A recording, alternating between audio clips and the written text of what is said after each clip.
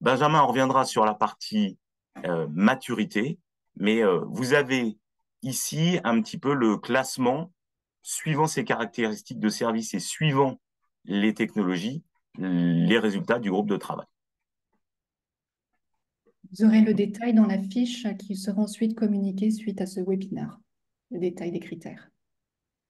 Exactement. Donc, le travail qui a été poursuivi sur l'aspect économique visait donc à comparer ces différentes solutions technologiques et comme je l'indiquais tout à l'heure, et on va rentrer dans le détail dans ce slide, en fonction des options qui ont été retenues, de s'appuyer sur des offres existantes de réseaux opérés ou de constituer son propre réseau, donc avec des logiques économiques qui sont forcément assez différentes. Donc, dans le cas où on utilise des réseaux, on va payer un abonnement qui va être dépendant du nombre de capteurs que l'on a, même s'il y a une dégressivité qui pourra être obtenue plus on a d'objets connectés dessus.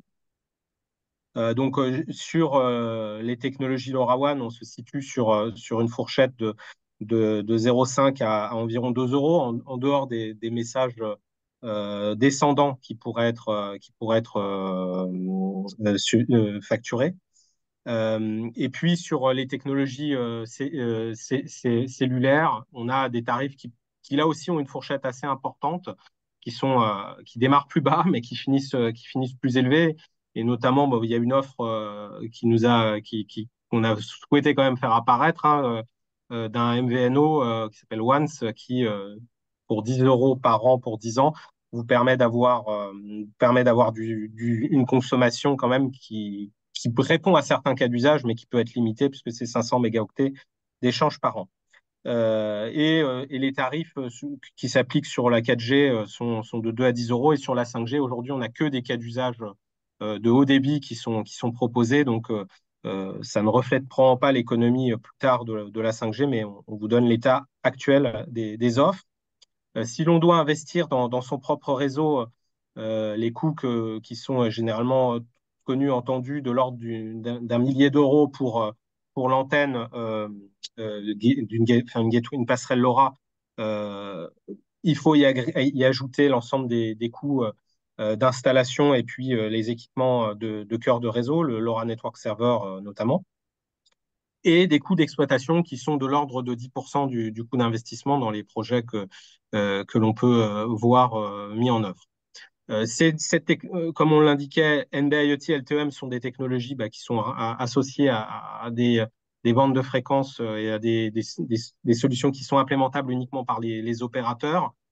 Par contre, on peut avoir en 4G et en 5G des bandes de fréquences ou des possibilités qui s'offrent sur des projets de collectivité. Notamment, on a des projets sur le 2,6 GHz qui peuvent exister en 4G privative. Et là, on a des antennes qui sont beaucoup plus coûteuses, 20 000 euros, et des éléments de coût fixe de type cœur de réseau à intégrer. Là aussi, 10% de coût d'investissement. Ce qui, bien évidemment, tout va dépendre de la couverture qu'on va cibler, hein, et du nombre de passerelles. Et on verra avec le cas de la Loire les passerelles qu'ils ont implémentées sur leur territoire. Comme je le disais tout à l'heure, le coût des objets connectés, il ne s'agit pas pour nous de faire un catalogue de tous les capteurs qui peuvent ou actionneurs qui pourraient exister mais on s'est juste contenté de regarder la partie connectivité, comment ces objets peuvent utiliser les réseaux, et on voit qu'on est sur un coût qui est relativement plus bas sur la partie LoRaWAN, à de l'ordre de 5 à 10 euros que sur les autres technologies où ce coût est de plusieurs dizaines d'euros généralement. La durée de vie des batteries est un élément qui nous semblait intéressant à vous partager dans la comparaison entre ces technologies. Et on constate, lié à ce que vous avez entre parenthèses, à une consommation d'énergie moindre, que LoRaWAN permet d'envisager des durées jusqu'à 15 ans, là où on est plutôt sur des durées plus courtes sur les autres réseaux cellulaires NB-IoT LTE-M tout particulièrement. Je vais laisser Laurent finir sur la disponibilité et maturité des différentes technologies. Donc, ce qui est important, et vous voyez dans les deux premiers slides qu'on vous a présentés, c'est que ces technologies existent.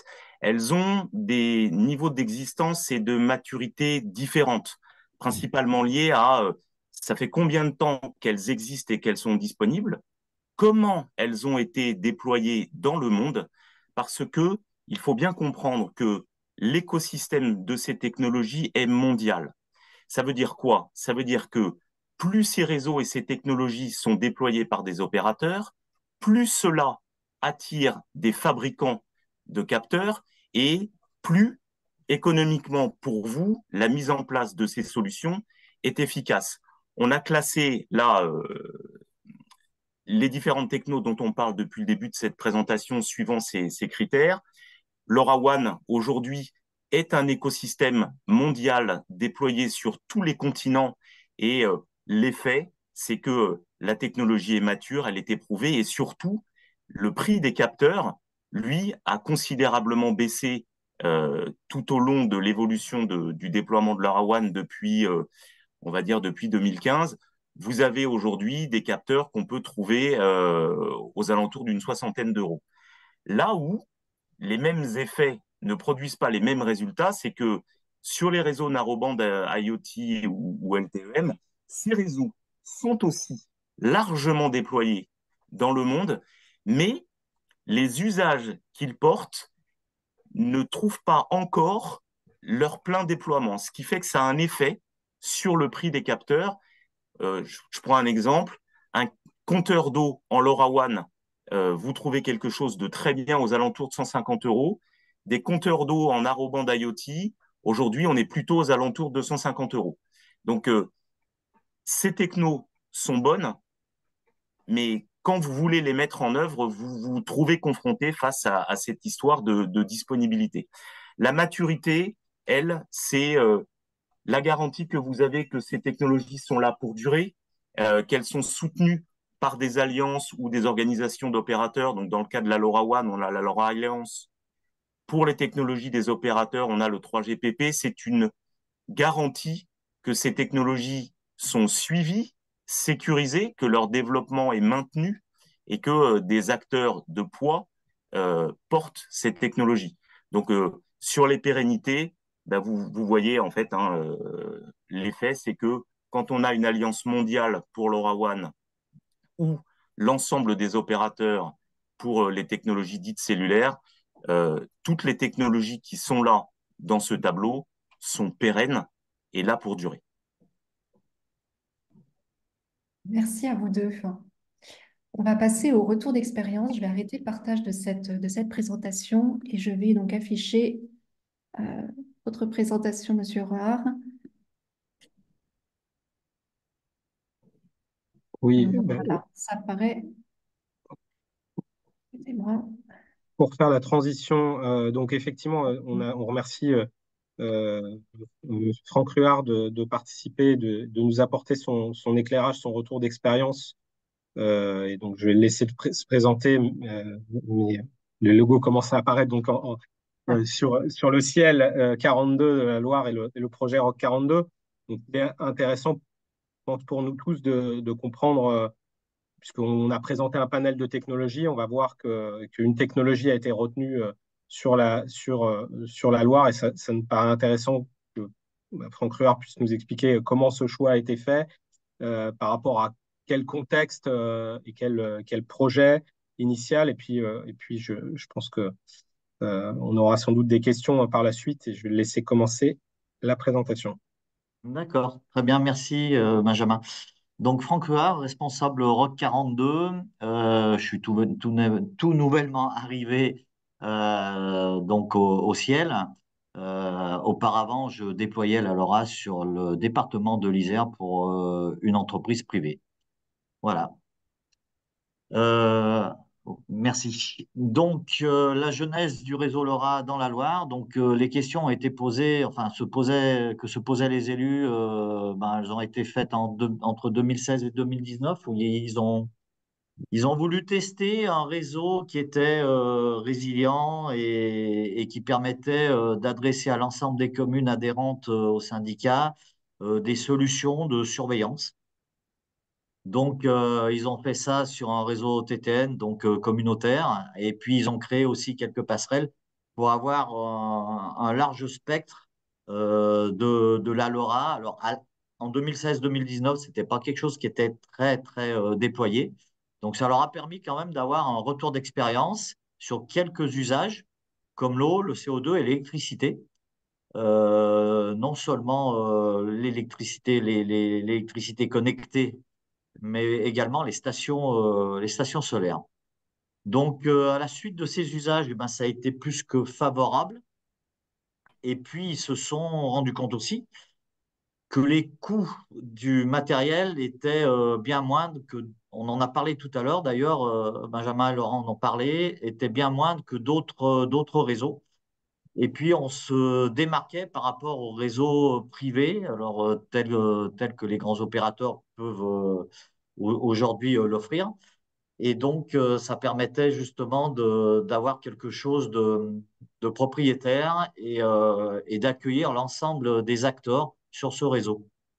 Donc, 2019-2023, donc dialogue compétitif. Mars 2020, l'accord cadre avec les fournitures et les services. 2022, des expérimentations avec une société Optimis Network qui est basée à Saint-Étienne, le département et la SOR. Et février 2023, on a créé une société publique industrielle et commerciale avec une nouvelle grille tarifaire parce que, pour tout dire, auparavant, il y avait une grille tarifaire qui n'était pas du tout adaptée à la situation des objets connectés LoRa. Donc, elle a été modifiée et validée. Et à ce jour, on a 300 passerelles qui sont déployées sur 380 prévues. Ça fait entre 90 et 95% du département couvert. Il y a encore quelques trous, effectivement, sur des communes qui sont un petit peu résistantes, on va dire. Pas forcément à la LoRa, mais plutôt aux ondes. Je pense que les opérateurs savent de quoi je parle. Voilà. Slide suivant, s'il vous plaît. Voilà, donc là, vous avez la Loire avec en vert toutes les passerelles déployées, en bleu les passerelles en déploiement ou en négociation au sein des communes. Aujourd'hui, on n'avait pas de. On est en train de réfléchir pour avoir une carte de couverture permettant d'avoir l'outdoor, l'indoor et le deep indoor. Pourquoi? Parce que les cas d'usage font qu'on doit se poser des questions sur la couverture. Donc, l'outdoor, pas de souci, hein, pour tout ce qui est PAV, pour les déchets, par exemple. Mais pour tout ce qui est eau, effectivement, l'indoor et le deep indoor peut être très très important. Donc, on est en train de mettre en place une carte de couverture en ayant ces trois niveaux de connaissance. On a environ 4000 capteurs aujourd'hui déployés, dont 1050 horloges connectées.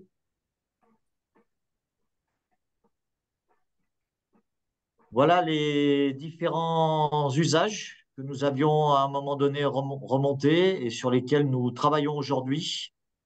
Donc l'eau, bien sûr, très connue. Les salles de classe, alors, c'est pas la qualité de l'air, c'est plus le niveau de CO2 dans les classes, puisqu'il y a un décret qui est sorti et qui oblige chaque classe à avoir son testeur de CO2. La gestion des déchets, qui est encore un sujet vaste et qui est compétence des EPCI. Donc les chaufferies, où on se pose également des questions. Tous les bâtiments communaux pour les températures, l'hygrométrie, les surveillances de cuves, l'éclairage connecté, bien sûr, qu'on déploie énormément. Et puis la voirie avec des tests des gels de route pour savoir si on fait passer les engins ou si on ne les fait pas passer, les stationnements, les espaces verts et les bornes de recharge électrique également.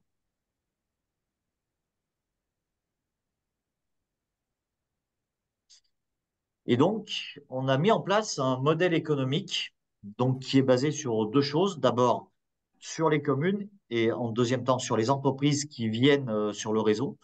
Donc, les communes, il y a deux accès. Il y a un accès simple. Donc, les communes, en fait, achètent l'accès au capteur et payent une redevance par habitant. Donc, la redevance par habitant, c'est 1 centime. Et la redevance par capteur, c'est 31 centimes. Il n'y a aucun message qui est facturé en plus. Et puis on a, alors ça donne pas accès à une plateforme. Et puis on a un accès évolué qui lui donne accès à une plateforme que nous maintenons et qui permet aux toutes petites communes d'avoir accès à une plateforme pour un coût au capteur de 2,55 € et toujours un coût à 1 centime l'habitant. Et puis on a pour les tiers, donc pour les entreprises extérieures qui souhaitent venir sur le réseau, donc on a une redevance annuelle de 500 € et après on a un coût par capteur de 31 centimes à 15 centimes suivant le volume utilisé. Les perspectives, donc j'en ai un peu parlé sur les usages, c'est Q-Fuel, parking, déchets, et arrosage aussi automatique. Ça, c'est très, très important. Ça commence à être demandé. Dès qu'il y a de l'eau au milieu, maintenant, ça devient très, très sensible. Finaliser, bien sûr, le déploiement et améliorer la couverture avec de la densification, alors qu'elle soit outdoor ou indoor, ou deep indoor, notamment pour les parkings. Et puis, il y a un gros projet au niveau de la Loire qui s'appelle Loire Connect ID et qui va permettre d'agglomérer l'ensemble des demandes du département et du ciel afin de faire avancer ce réseau LoRa et d'accompagner son développement. Voilà, je crois que j'ai fini. Merci Laurent. Je pense qu'Agnès, on va prendre les questions qui sont arrivées. Tu peux Euh, poser des questions supplémentaires ou on passe tout de suite aux questions-réponses? enfin, c'est vrai que comme bah là en plus on est face à des chiffres financiers, euh, c'est tout- et j'entendais 4000 capteurs et on voit les tarifs. J'imagine que bon déjà, je pense que c'est déjà un volume très très honorable d'être à 4000 capteurs alors que le déploiement n'est pas encore achevé. Mais comment vous voyez vous au niveau du ciel dans cette activité que vous gérez donc en, au sein du syndicat en régie si je puis dire. Quelle est quelle est la cible et comment elle est projetée par le ciel et ses élus, l'atteinte de cette cible pour viabiliser le choix qui a été fait de cet investissement. Alors, on n'a pas vraiment un retour, un ROI à faire au nombre de capteurs, mais le but du jeu, c'est d'avoir le plus de capteurs possible sur le réseau, ça c'est sûr. Maintenant, on est service public, c'est pas du tout la même façon de penser qu'une société privée. Et donc, c'est pour ça qu'il a été, d'abord, le réseau a été déployé. Et après, une fois qu'on a le réseau, on va chercher les communes pour dire, voilà, il y a des usages associés à ce réseau. Voilà, oui, c'est la différence entre le privé et le public, quoi.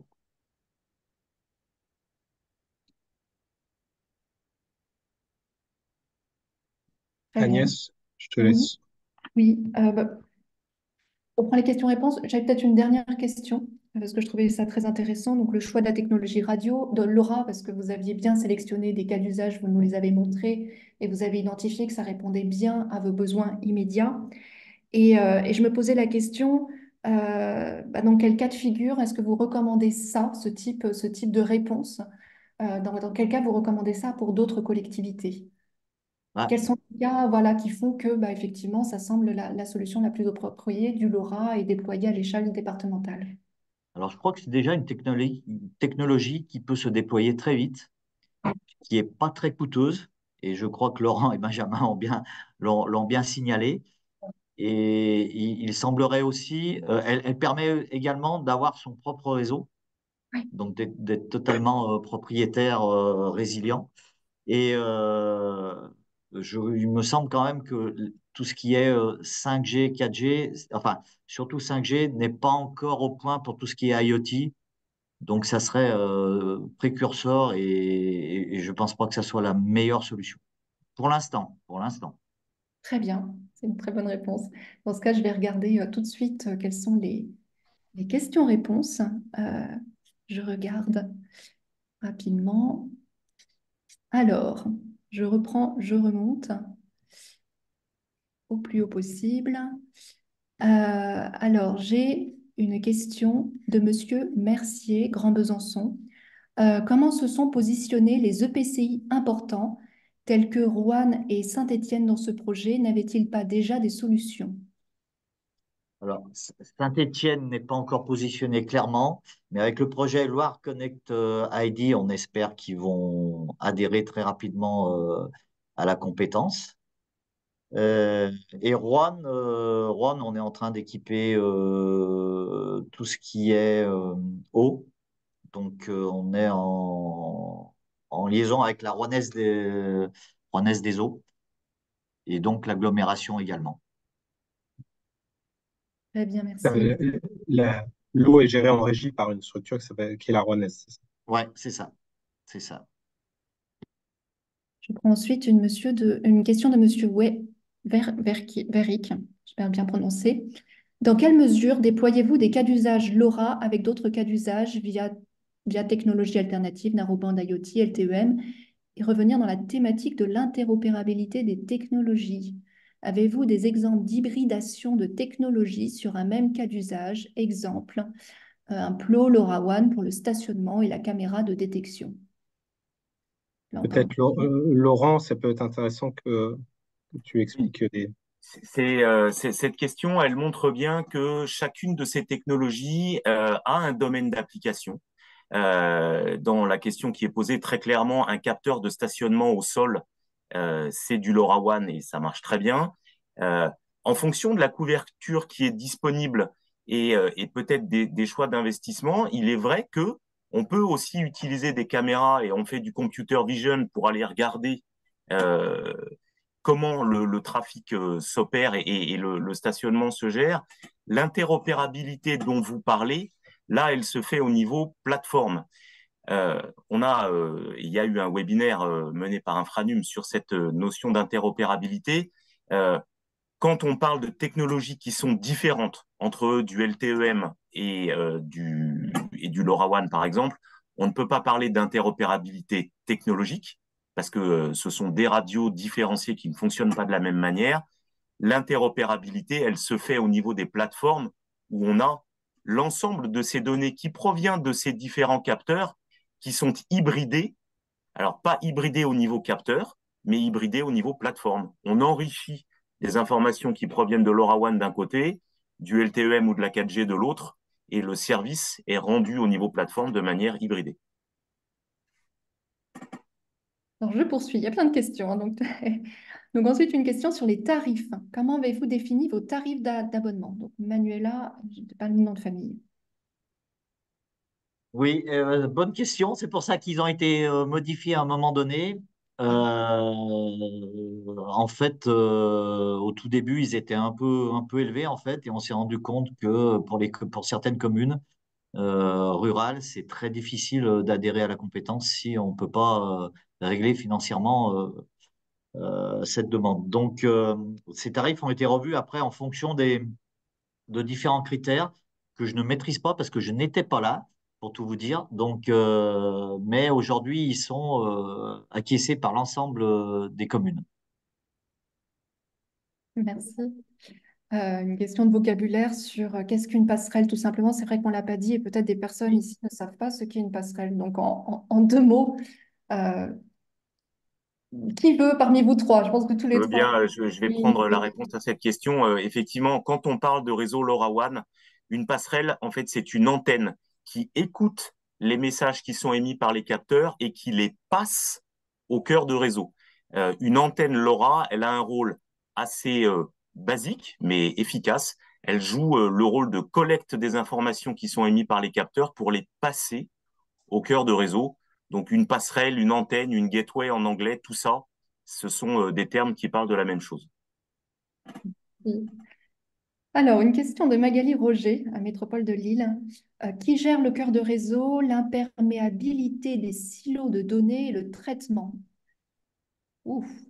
Alors, Essayez de répondre en alors, disant peut-être que non, on ne peut pas. oui, nous, on a une société qui, bon, on va la nommer, c'est Rekea, qui gère le cœur de réseau, en fait.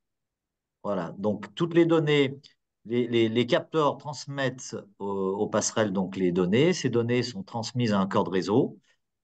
Elles sont décryptées, puis après décodées. Et suivant ce que la société ou la commune veut, on lui envoie des données ou décryptées ou décodées.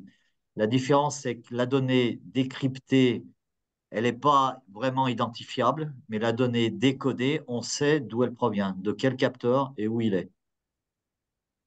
Je ne sais pas si j'ai été clair, mais c'est pas évident. Oui, ce n'était pas une question simple, mais il y aura toujours possibilité, en fonction des questions, voilà, de poursuivre et de transmettre les personnes qui veulent aller plus loin. Voilà, Mais en les tout cas, équipes. c'est quelque chose qu'on a travaillé dans le groupe de travail, que la sécurité des différentes technologies et donc on retrouvera des éléments dans la fiche sur les résultats de nos travaux. Et effectivement, on a considéré que ces technologies apportaient des solutions différentes de sécurisation, mais qui nous semblaient, quand on implémente bien ce que permet chacune des technologies, suffisamment adaptées aux besoins, notamment des collectivités en termes de sécurité des données produites par les capteurs. Alors, j'ai deux questions de Monsieur Benoît de Val-de-Loire Numérique. Euh, Deux réseaux LoRa avec des gateways géographiquement très proches utilisant la même fréquence radio peuvent-ils cohabiter ou y a-t-il un risque de gêne mutuel? Et puis également, voilà. Je vais prendre la réponse. C'est très intéressant Oui. parce que Franck mentionnait tout à l'heure l'histoire des ondes. Les réseaux LoRaWAN, il faut comprendre que ça ne fonctionne pas exactement comme les réseaux cellulaires où il y a une liaison permanente entre l'objet et le réseau. En LoRaWAN, les antennes sont principalement là pour écouter. Donc, il n'y a pas à proprement parler déjà de diffusion d'ondes de la part d'une antenne LoRa. Mais ce que je viens de vous dire vous montre que s'il y a deux réseaux LoRaWAN qui sont présents au même endroit, il y a aucun problème de cohabitation. Tout le monde, ces deux réseaux vont bien utiliser les mêmes fréquences et les mêmes canaux, mais il y a une règle en LoRaWAN et qui doit être implémentée dans les capteurs. Alors, le terme technique, c'est le duty cycle. En fait, c'est le fait qu'un capteur LoRaWAN n'a pas le droit de parler en permanence et quand il veut. Il doit respecter dans le temps un certain nombre d'attentes entre ces messages. Et c'est cette règle qui fait que même si deux réseaux sont présents au même endroit, par exemple le réseau public d'Orange et un réseau privé, eh bien, il y a une cohabitation naturelle qui se fait. Il n'y a pas d'encombrement, il n'y a pas des objets qui marchent sur les pieds des autres, tant que les objets qui ont été déployés respectent ce duty cycle, c'est-à-dire la place pour que tout le monde ait une chance de parler au moment où il doit le faire. Merci Laurent. Et nous avons une deuxième question, plus opérationnelle, 300 gateways installés ou églises, infrastructures du ciel, des châteaux d'eau, etc. Voilà, est-ce qu'il est possible de détailler un tout petit peu Oui, oui, tout à la fait. définition? Il n'y a pas de secret. Non, on a essayé d'utiliser le plus possible des bâtiments communaux. Donc, effectivement, on cherche un point haut. Donc, le clocher, à l'intérieur d'un clocher d'église, c'est assez sympa quand même. Premièrement, ça ne se voit pas. Deuxièmement, c'est haut. Après, il peut y avoir sur des bâtiments, gymnase, mairie, et puis il y a également des châteaux d'eau. Et aussi, on est en train de regarder sur des toits terrasses de bailleurs sociaux. Merci. Je cible les questions parce qu'il y en a beaucoup, mais on va essayer de noter des questions qui effectivement voilà, qui peuvent vraiment freiner ou en tout cas le début d'un projet. Je lis, parce qu'on l'a discuté pendant le groupe de travail, qu'en est-il de la fin annoncée du LoRa avec la venue de la 5G bas débit? Alors ça, c'est une question pour moi. Voilà. Alors, pour moi, en tant qu'opérateur Orange, et pour nous tous qui faisons partie de cet écosystème LoRaWAN, Il y a pu avoir une information en premier qui était, et elle a été publiée par Obgenius, donc qui est le réseau LoRaWAN de Bouygues Telecom à l'époque, qui a annoncé la fin de son réseau LoRaWAN en décembre 2024. Le marché s'est posé la question à ce moment-là de savoir qu'en était-il du réseau d'Orange. Il y a eu une période un peu de flou. Maintenant, la situation, de notre point de vue, est extrêmement claire. Euh, le réseau LoRaWAN d'Orange ne va pas être arrêté. Et il y a une date qui a pu être mentionnée, qui est celle de 2027. Elle n'existe plus. L'ensemble des réseaux sont là pour durer et ils ont aussi une règle, et c'est une réalité que tout le monde doit bien comprendre, c'est qu'ils ne sont pas immuables. En revanche, le rôle d'un opérateur, c'est d'annoncer l'évolution des technologies et d'accompagner les clients sur la migration. Orange a, par exemple, annoncé que les réseaux 2G et 3G allaient bientôt s'éteindre. Quant à la question de savoir est-ce que la 5G va tuer l'Aura, la réponse est très clairement non, pour plusieurs raisons. Deux majoritairement. La première, c'est que la 5G n'est pas encore prête et le temps que l'on arrive à une maturité en termes de déploiement de réseau, de couverture, de disponibilité de capteurs et de prix qui soient cohérents avec ce que le marché attend, il va encore se passer quelques années pendant lesquelles la réponse, c'est LoRaWAN. Et puis la deuxième, elle est technologique, qu'on le veuille ou non, même si la 5G va porter des usages IoT, la consommation énergétique de l'IoT en 5G sera toujours supérieure à ce que LoRaWAN est capable de faire. Donc, dans les projets qui ont besoin d'une très grande autonomie sur des capteurs, quand on parle de durée supérieure à une dizaine d'années, même la 5G ne pourra pas arriver au niveau de performance de LoRaWAN aujourd'hui. Donc, pour l'ensemble de ces raisons, la réponse, en tout cas que je formule et dont je suis convaincu, c'est que non, la 5G viendra compléter, mais ne remplacera pas LoRaWAN. Un grand merci Laurent parce que pour arriver à une réponse aussi claire, sachez que ce n'est pas simple et que c'est une question qui nous a animés effectivement quand on a commencé ce groupe de travail. Et voilà, c'était un peu la question était attendue et la réponse, merci pour cette réponse. Voilà, je passe On Benjamin. notera Oui, que le réseau Genius a été repris, alors même si la stratégie du nouvel opérateur est pas encore clairement exprimée, mais il subsistera un deuxième réseau d'ampleur nationale dans LoRaWAN d'ici quelques Ce qui mois. montre bien que les acteurs croient en cette technologie et savent qu'on va encore en avoir besoin pendant de nombreuses années. Sinon, ils n'auraient pas fait cet investissement de reprise partielle du réseau. exactement, et notamment en raison du fait qu'il y a une demande mondiale, donc les équipementiers vont durer pendant longtemps pour répondre à tous ces opérateurs au C'est niveau un européen. véritable signe du fonctionnement de l'écosystème. C'est très intéressant. Je vais me concentrer sur les questions vraiment radio, parce que c'est vraiment la thématique du webinaire et on ne pourra peut-être pas tout terminer parce qu'on dépasse largement l'horaire. Euh, je pense qu'une question d'un Jérôme, Martin Manzi. Qui réalise la maintenance du réseau et des capteurs sur l'ensemble des métiers présentés, s'il vous plaît? Voilà. J'imagine Alors, ça directement. pour la maintenance des passerelles, on a un mainteneur. Donc, nous, c'est celui qui a installé, en fait, hein, tout simplement. Et pour les capteurs, en fait, on n'a pas vraiment de mainteneur parce que généralement, ce sont les communes qui achètent les capteurs. Donc, c'est elles qui se débrouillent. Voilà. En fait, le ciel ne vend pas de capteurs, hein. Il met à disposition un réseau et les capteurs sont achetés ou par les communes ou elles sont fournies par des entreprises qui adhèrent au SPIC.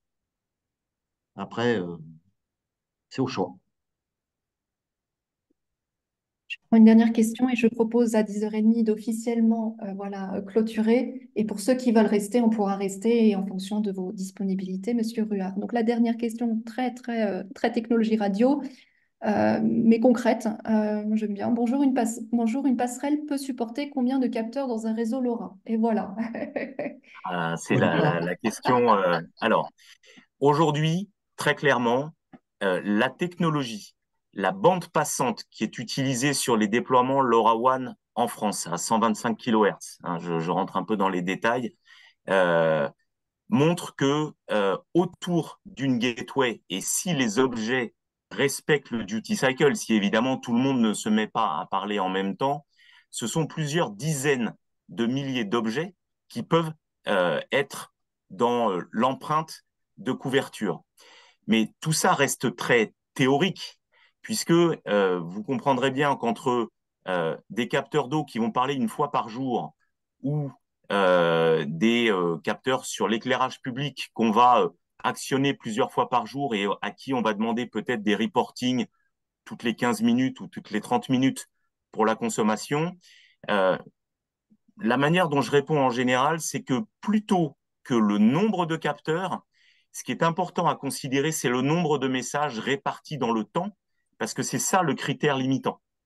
Donc, en fonction des usages, si vous avez des capteurs qui parlent beaucoup ou des capteurs qui parlent moins souvent, le nombre de capteurs que vous pourrez déployer ne sera pas le même. Euh, J'aime à dire, ma petite formule, c'est que c'est un peu un problème de riche. Si vous arrivez à cette limite physique du nombre de capteurs autour d'une gateway, c'est que votre déploiement est un succès. Oui. À ce moment-là, vous pouvez densifier le réseau, rajouter des gateways et vous rachèterez de la capacité supplémentaire. Et d'autant plus en ruralité, hein. Enfin, Oui. c'est encore. Alors, il y a aussi une particularité qui existe entre certains réseaux. En LoRaWAN, on dispose d'un certain nombre de canaux radio quand on déploie un réseau. Quand vous déployez un réseau avec 8 canaux ou 16 canaux, vous créez de la capacité supplémentaire. Donc, si effectivement les déploiements envisagés sont massifs, on s'oriente plutôt vers du 16 canaux. C'est ce qu'on fait, nous, chez Orange, dans le réseau public. Dans le ciel, Franck, je crois que vous êtes plutôt sur 8 canaux, Oui, oui, oui, oui, oui, et tout à fait. ce qui suffit largement. Oui, tout à fait. Ça permet d'éviter aussi des problématiques de brouillage, parce que Mhm. suivant les régions dans lesquelles on déploie, cette bande des 868 MHz que l'on utilise pour les réseaux LoRaWAN peut être plus ou moins brouillée naturellement. Le fait d'utiliser plus de canaux permet d'aller chercher des bandes qui sont plus propres, entre guillemets. Vous aurez compris que vous avez des experts autour de cette table. Merci Laurent à nouveau. Merci, Agnès. Et Benjamin, merci à vous deux. Une toute dernière parce que je vois qu'on insiste pour qu'elle soit posée. Alors elle est très technique, hein. Attention, vous êtes prêts? Utilisez-vous le LNS open source ShirkStack ou une solution payante Rekia ou autre? Et comment se fait ce choix? C'est très très Alors, technique, hein. ouais. Je Nous, ne on sais pas passe, si vous êtes prêts. nous, Oui. on passe par Rekea, en fait, hein, pour tout vous dire. Et après, dans les détails, je connais pas, pour Bon, Alors, tout vous dire. ce qui est intéressant dans cette question, c'est qu'on l'a montré et on l'a dit, cette techno LoRaWAN, elle peut être déployée par tout le monde. D'accord? Suivant que ce soit un opérateur qui en fait un déploiement ou un réseau privé, l'ampleur n'est pas la même, mais on voit qu'il y a aussi des possibilités d'avoir des cœurs de réseau open source, d'accord? Euh, qui peut être un choix de déploiement.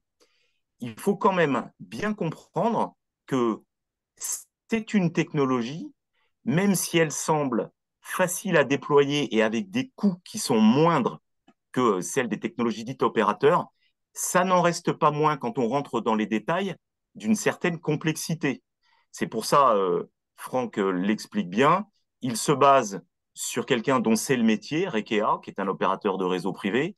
Quand on parle d'un réseau public, on prend et on donne cette complexité à l'opérateur.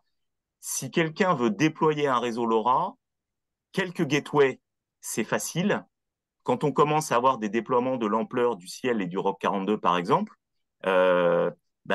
moi, j'ai pas peur de dire que le Rock fait le même métier qu'Orange.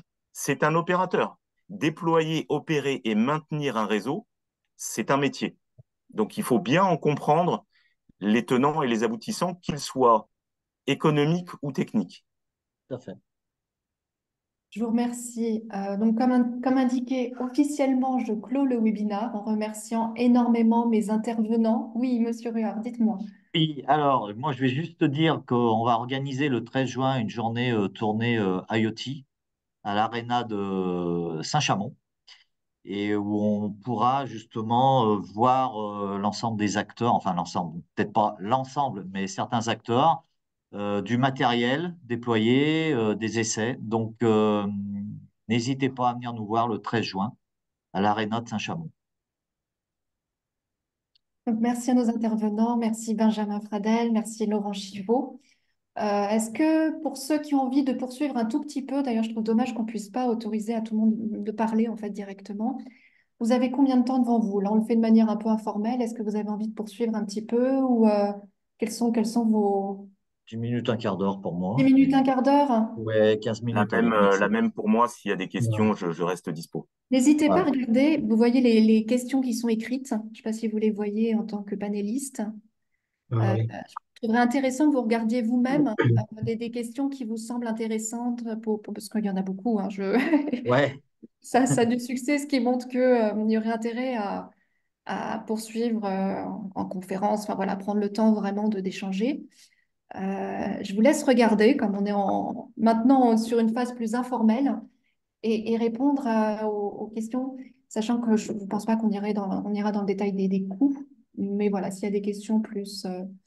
alors, on répond en direct là ou on Alors moi, peut j'en ai pris dire à une. l'oral, dire à l'oral, J'ai oui, identifié le message, la question de Magali Roger, qui dit oui, technologiquement, est-il possible d'avoir plusieurs cœurs de réseau sur un même réseau LoRaWAN? La réponse est non, très très bien. clairement. Vous ouais. faites un choix de cœur. Vous avez la possibilité d'utiliser des gateways, des passerelles de marques différentes. On multiplie les sources d'approvisionnement, mais il n'y a qu'un seul cœur de réseau dans un réseau LoRaWAN. Moi, j'en ai une, Mama. Quelles sont les barrières, difficultés rencontrées, technologiques, politiques, financières? Bah, je crois qu'elles sont bien résumées en fait.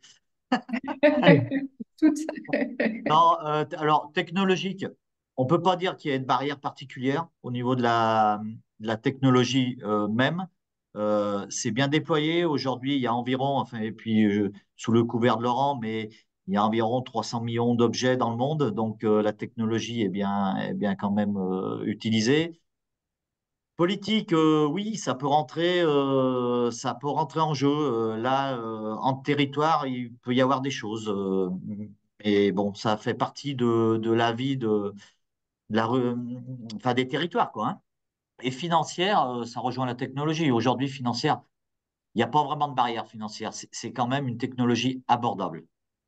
Alors Ça, après, attention, je rebondis sur ce que disait Laurent par rapport au cœur de réseau. Bien sûr, il faudra faire attention au cœur de réseau. Il faudra faire attention à la maintenance, mais c'est pas ce qui est cher. Et voilà. merci. J'enchaîne avec la question de spectateurs anonymes concernant les messages descendants. Euh, c'est un point important dans les réseaux LoRaWAN. La grande majorité, alors LoRaWAN est une technologie bidirectionnelle. Ça, techniquement, il n'y a pas de question. Les messages peuvent provenir des objets et on peut envoyer des messages aux objets. Mais ça a un petit côté asymétrique. J'entends par là que il est plus facile d'envoyer un message d'un capteur vers le réseau, même si la couverture est un peu en limite, les messages vont passer parce que la modulation LoRaWAN est robuste. En revanche, si votre cas d'usage prévoit que la commande descendante, le pilotage vers le device, doit pouvoir être assuré de manière qualitative, il faudra que le niveau de couverture soit renforcé. Pour le dire autrement, des uplinks, les messages qui partent des devices vers le réseau, passent relativement facilement, même dans des conditions radio un peu difficiles. Si on veut faire du downlink, il faut que la couverture radio soit plus forte, plus présente. Donc c'est vraiment lié au cas d'usage. Il y avait plusieurs questions qui se recoupaient autour de la densification et des technologies pour la densification. Et À noter que la technologie LoRa intègre maintenant la possibilité de relais et donc effectivement de solutions plus légères et moins coûteuses pour assurer la couverture plus fine, notamment par rapport aux besoins de couverture deep indoor pour la relève des compteurs d'eau et que d'autres technologies euh, peuvent exister sur ce volet-là et on voit en ce moment qu'il y a des réflexions sur l'articulation entre ces technologies et notamment la technologie WISE pour utiliser notamment par Suez sur la partie eau. Il y a une réflexion en ce moment sur le Finistère de l'articulation entre ces deux technologies. Et donc, en tout cas, il y a des solutions qui existent et qui sont implémentées. Je crois, j'ai vu qu'une question, je crois que c'est de la Somme, évoquait aussi cette possibilité de, euh, de relais. Et effectivement, c'est quelque chose qui est tout nouveau. Hein, c'est de fin d'année, je crois. Enfin, c'est de quelques mois avec l'intégration dans les protocoles LoRa de cette nouvelle option, mais qui sera intéressant de voir pour ces densifications. Alors, il y a encore une question de Magali Roger. Est-il préférable de déployer plus de gateways ou plus de bridges pour garantir la remontée des messages? Franck a abordé cette question. C'est ce qu'on appelle dans un déploiement de réseau LoRaWAN la redondance spatiale. C'est par combien d'antennes est entendu le message de votre device. Si vous faites un déploiement strict en disant une antenne LoRa couvre en zone rurale, en outdoor, environ 10 km de rayon, en zone urbaine, environ 2 km de rayon, vous vous exposez à un risque parce que si un objet n'est couvert que par une antenne, si les conditions radio viennent à changer, vous pouvez perdre le lien entre cette antenne et ce device. Quand vous avez une redondance spatiale, parce que le déploiement que vous avez mis en place assure une couverture d'un objet par 2 ou 3 antennes, et ben vous avez une meilleure qualité de service, évidemment, au détriment du coût de déploiement, puisque vous avez dû faire un déploiement un petit peu plus dense. Tout à fait, mais nous, on a utilisé quand même cette histoire de redondance et on a environ 70% des passerelles qui sont à ce jour redondantes. Et on va sûrement l'améliorer avec le déploiement d'autres passerelles, justement, comme le déploiement n'est pas terminé. Ce qui est une bonne pratique. Voilà. Je vois que Laurent a Puis, répondu à une des questions sur le rayon de couverture des technologies. oui, je l'ai abordé Euh, rapidement. Euh, le- une antenne LoRaWAN, alors c'est de la radio, hein, donc il n'y a pas de magie. Ce que l'on considère en termes de déploiement, c'est qu'en zone rurale ou semi-rurale, une antenne produit une couverture outdoor de l'ordre de 10 km de rayon. En zone urbaine, périurbaine, cette couverture, elle est de l'ordre de 2 km, voire en zone urbaine très dense, ça descend à 1 km. C'est plus simple de faire du radio planning, c'est-à-dire si je mets une antenne à cet endroit, quelle sera ma couverture en LoRaWAN? Parce que en gros, là où vous voulez de la couverture, vous mettez une antenne, vous calculez à peu près ce rayon, vous ajoutez la redondance dont on vient de parler ensemble avec Franck, et vous avez une petite idée de comment on déploie un réseau LoRaWAN, mais c'est beaucoup plus simple à déployer qu'un réseau cellulaire. Après, il y a des questions sur André Hochard, quels sont les usages envisagés sur les cuves à fuel? Ben, c'est simplement le relevé de niveau, en fait, pour pas faire enfin, pour voir à quel moment on remplit la cuve, combien de temps on met à la vider, enfin voilà. Manuela, combien de temps pour la création du SPIC?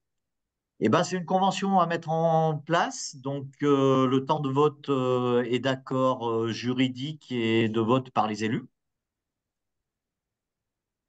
Alors, je prends la réponse, la question d'Alain Mercier du Grand Besançon qui parle du raccordement des passerelles pour les remonter au cœur de réseau.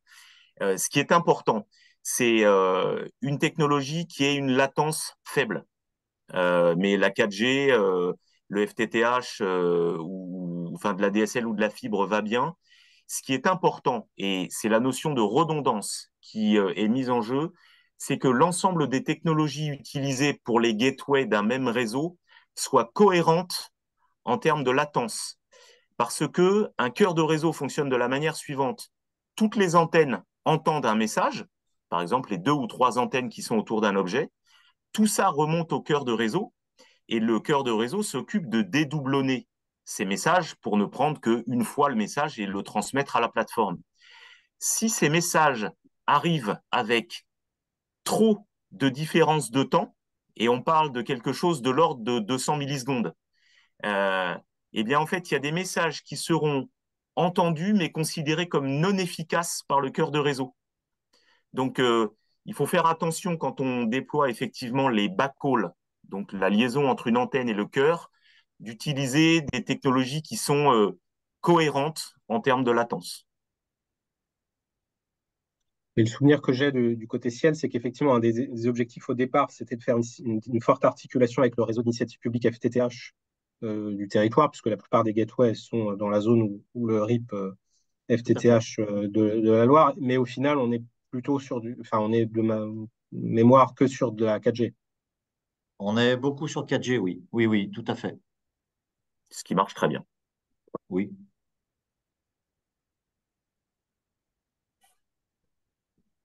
Écoutez, on a parcouru beaucoup de choses. On pourrait continuer encore pendant très longtemps. Je pense que Oui. vous avez répondu aux principales questions et je vous en remercie. Je vous remercie pour le temps que vous nous avez consacré. Je pense voilà, on en a beaucoup profité. J'ai moi-même appris beaucoup de choses. Donc, un grand merci à vous trois pour vos différents enseignements. Et Et puis, alors, si vous voulez aller plus loin, n'hésitez pas à nous envoyer des messages. On fera le lien et en fonction, ça permettra à nos différents intervenants de pouvoir y répondre. Oui, Monsieur Ruard. Oui, c'est ce que j'allais dire, c'est qu'on est à disposition des personnes si elles veulent avoir des renseignements un peu plus importants, quoi. Voilà, on vous enverra bien évidemment les présentations et puis notre fiche synthèse qui sera communiquée. À très bientôt et un grand merci à nouveau et merci à ceux qui ont pu nous rejoindre pour poser leurs questions et avoir cet échange constructif. On a appris beaucoup de choses. Merci beaucoup. merci à tous. Très bonne fin de Merci. journée. Au Merci, bonne revoir. Bonne journée. journée. Au revoir.